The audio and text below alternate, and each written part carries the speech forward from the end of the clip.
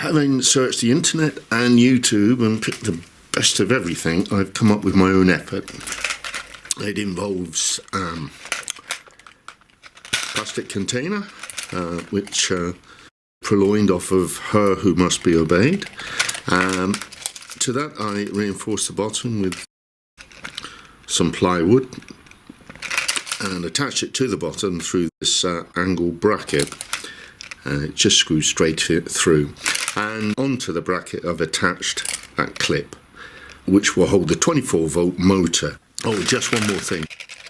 This has to be suspended, and to do that I've attached a couple of eyelets, 4 eyelets, and some rings which I can attach the springs to.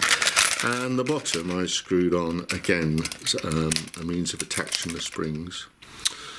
Next I had to build a frame to hold all these gizmos, and unfortunately I'm not very good with screws and glue, so it's a small mini greenhouse. I never did have any success growing anything, so I utilised the bits and pieces, this sort of thing, and I made a framework out. So next was the framework, and as you can see it went together quite nicely. A mini greenhouse frame lending itself nicely to be converted. As you can see, hanging from there is a 24-volt DC motor off of eBay, and that was just under a tenner, and the top attached to it, as you can see, is a voltage speed controller. Now, I could have connected the DC power supply direct to the motor, but then I remembered my tech days, which is a long time ago, and I remember something called the fundamental frequency of vibration, which is best illustrated by soldiers marching over a bridge in step, which can set up an oscillation which will cause the bridge to swing and maybe collapse. So obviously they're told to break step. Right, moving on. So there we are, that's the little baby all put together. As you can see, there's 4 springs on the bottom and 4 on the top. Just held in place by a couple of screws. This is the controller, voltage controller, or speed regulator if you like, that I spoke about earlier. That was, what, £8 off eBay. And the bonus was, of course, that there's a switch there. On off, but also I've got reverse and forward. So wow, the only real problem I've had is with that motor. If you look in there at the bottom, you must have that spigot poking out. You must have a weight that provides that off-center centrifugal force, which will make the whole thing wobble. And all I could come up with, because I haven't got a lathe or anything like that, was to attach, I don't know if you can see it, a little Jubilee clip, and on the Jubilee, excuse me a minute, on that Jubilee clip I attached a lead weight. It's pure trial and error whether the lead weight is out far enough to cause the oscillation I need. We will find out. Down there's the bowl, there's the springs attached. These springs were a box of springs of various shapes and sizes, again off eBay, and again only a couple of quid.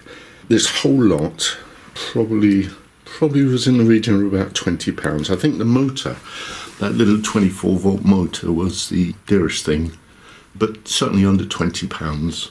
They say necessity is the motherhood of invention. But I do like my little speed controller there, yeah. And my little fundamental frequency of vibration. Do you know, when I was at tech college, the other thing I struggled with was Bose notation, and what was the other one? Oh, coefficient of linear expansion. Never did fully understand any of that, but I managed to wing it and get through tech college. Right. Okay, having assembled everything, we're all set to go. I put a clamp there just to hold it in place because I'm not too sure what's going to happen when I switch it on. It might just oscillate right off the table. So just a quick zoom in to show you what I got there.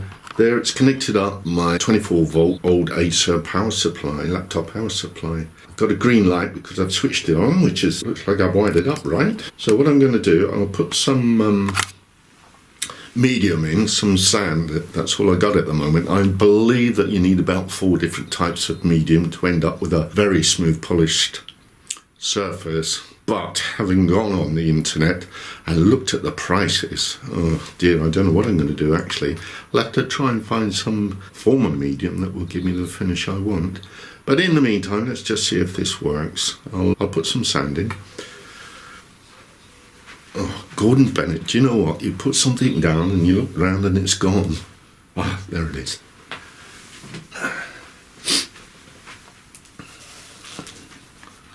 There we go. And let's put a boulder in. One beautiful baby, look at that. What nature's done. Wonderful. In it goes. Right. Wish me luck, everybody. And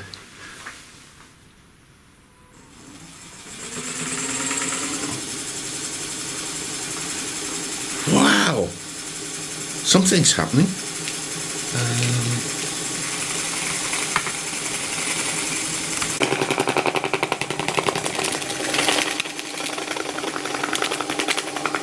Well, I'm well pleased with that. Well pleased.